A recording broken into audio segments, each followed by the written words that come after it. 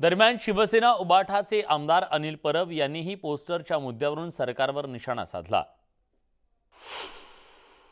की भारताने विश्वकप जिंकलाय आणि त्यापेक्षा अभिमानाची गोष्ट ही आहे की आपल्या महाराष्ट्राच्या विधिमंडळात त्यांचा सत्कार होतोय।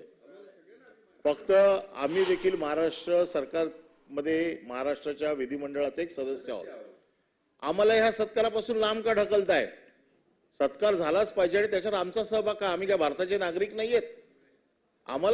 आम्ही फक्त एवढीच आमची मागणी आहे की जो कार्यक्रम सरकारने आयोजित केलाय तो कार्यक्रम विधिमंडळाला अवगत असावा, एवढीच आमची साधी मागणी आहे।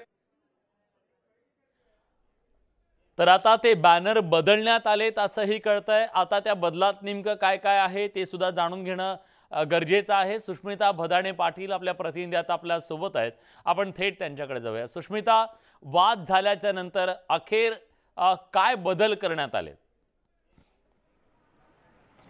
खरं तर आता हे बॅनर्स बदललेले आहेत, त्यावरती मुख्यमंत्र्यांचे आणि उपमुख्यमंत्र्यांचे चेहरे नाही तर थेट भारतीय संघाचे चेहरे आपल्याला दिसतात। समोर हे बॅनर आहे ज्याच्यामध्ये चॅम्पियन्स असा उल्लेख करत संपूर्ण भारतीय संघाचा फोटो यामध्ये आहे। तर बाजूला आपण बघितलं प्रताप सरनाईक यांनी शुभेच्छुक असं म्हणत जे बॅनर लावलेले होते त्या बॅनर्सवरती सेम अगदी सारखाच मसुदा आपल्याला पाहायला मिळतो। शुभेच्छांच्या बाबत हा बॅनर इथे लावण्यात आलेला होता आणि आता या संपूर्ण परिसरामध्ये हे नवे बॅनर लावले जात आहेत। अतिशय तात्काळ अशा पद्धतीने हे बॅनर बदलवण्यात आले आणि आता नवे बॅनर सभागृहाच्या परिसरामध्ये लावले जात असल्याचं आपल्याला पाहायला मिळते। त्याचबरोबर भारताचा तिरंगा झेंडा सुद्धा या ठिकाणी लावण्यात आलेला आहे आणि ज्या पद्धतीने विरोधकांनी टीका केलेली होती, सुरुवातीला बसेसवरती टीका करण्यात आली, गुजरातमधून या बसेस आल्या होत्या यावरती आक्षेप नोंदवण्यात आला। त्यानंतर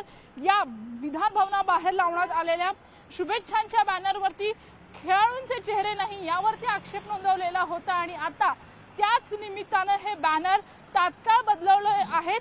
या जागी नवे बॅनर्स हे सुद्धा आता झळकताना आपल्याला पाहायला मिळतात। विलास, धन्यवाद तुम्ही दिलेल्या सगळ्या सविस्तर माहितीबद्दल।